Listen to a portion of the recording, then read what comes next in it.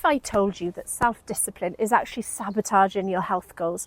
As a GP that helps people achieve remission of their prediabetes and type 2 diabetes, I've heard it all. I've sat across the room from thousands of patients, each with their own story of transformation attempts. And here's what's fascinating.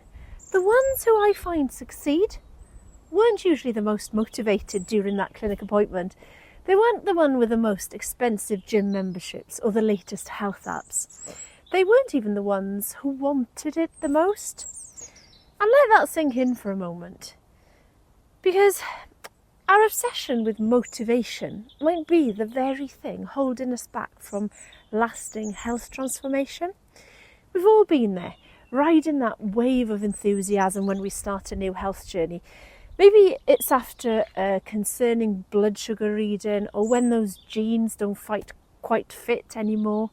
It might be that the GP has actually told you you need to get control of your health. And we dive in with all the motivation in the world, armed with meal plans, workout schedules. We're ready to transform our lives. But here's the problem. We're building our health foundation on emotional quicksand, because motivation, by its very nature, is temporary. It's unreliable. It's like trying to build a house on a foundation that shifts with every change in weather.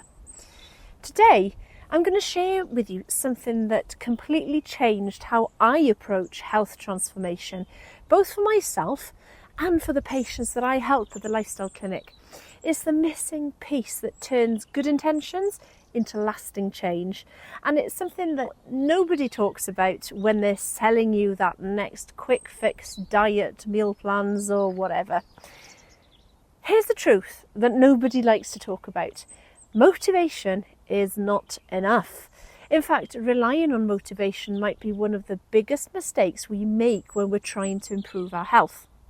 Think about it. When you start something new, motivation is sky high. You're excited, you're committed, you're ready to conquer the world. But what happens when you've had a terrible night's sleep, or work is stressful, or it's cold and it's dark outside?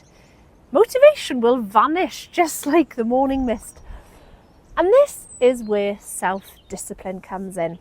Oh, and before you groan thinking this is going to be a lecture about willpower, hear me out. Self-discipline isn't what most people think it is. It is not about being perfect. It's not about never having cravings or always making the right choice. Self-discipline is simply the ability to do what needs to be done, even when you don't feel like it. And I see this pattern every day in my clinic. My patients often come to me having tried everything. They've downloaded the apps, they've bought the cookbooks, they've signed up for that gym membership, but they're waiting to feel motivated enough to make those changes. What they really need is a system to build self-discipline, the kind that carries them through both good days and bad. So let me share the 5 key strategies I've developed in my clinic, approaches that have helped hundreds of my patients create lasting change. First thing is to start with ridiculously small steps. This first principle is absolutely critical, and it's where most people go wrong. Many of my patients come to me wanting to completely overhaul their diet. They want to start exercising 5 days a week and meditate and sleep well and do everything. And I'm sure that sounds familiar. But instead, we just start with one tiny habit. Maybe it's setting out clothes the night before. That's it. No pressure about actually exercising, just setting yourself up. Why? Well, it's because self-discipline is like a muscle. You wouldn't walk into a gym and try to lift the heaviest weights first.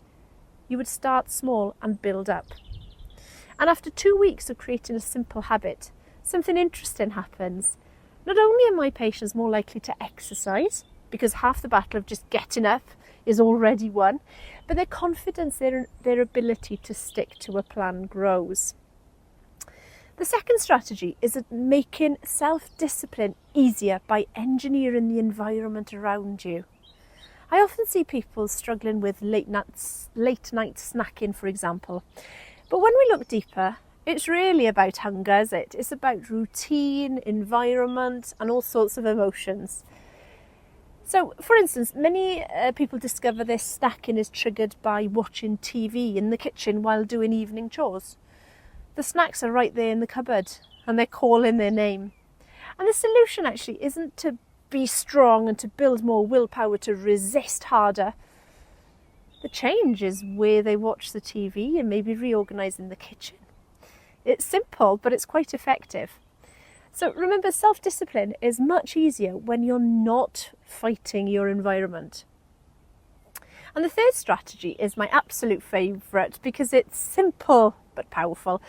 So when you feel an urge that doesn't align with your health goals, so whether it's skipping, going for a walk or reaching for that biscuit, just wait 10 minutes. And the key here is that during those 10 minutes you need to do something else. Anything else. Make a cup of tea, do some stretching, call a friend, do something around the house. Because what people often find is by the time that 10 minutes are up, the urge has passed. And even when it hasn't, they've built the crucial skill of pausing before acting. This isn't just about food choices, it's about building the muscle of mindful decision making. And then the fourth strategy is possibly one of the most important ones because it's what prevents one slip up from becoming a complete derailment. We all have off days. The difference between success and failure isn't never falling, it's how quickly you get back up. You've heard that before. And this is where I use the setback protocol. It's a simple, non-judgmental plan for getting you back on track. There's no need for guilt or shame, just 3 simple steps. So acknowledge what happened without judgment. Identify one thing you could do differently next time, and then take one small positive action right now. And it really doesn't matter how small that is. And you know what? It takes practice.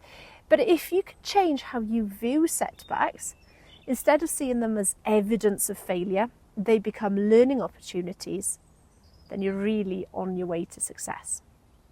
And then that final strategy is about connecting with what motivates you. Not the surface level, I want to lose weight, but the deeper reasons behind it. Why are you really doing this? Because when you dig deeper, it's not a number in the scale that you're chasing. It's the ability to play with your grandchildren without getting out of breath.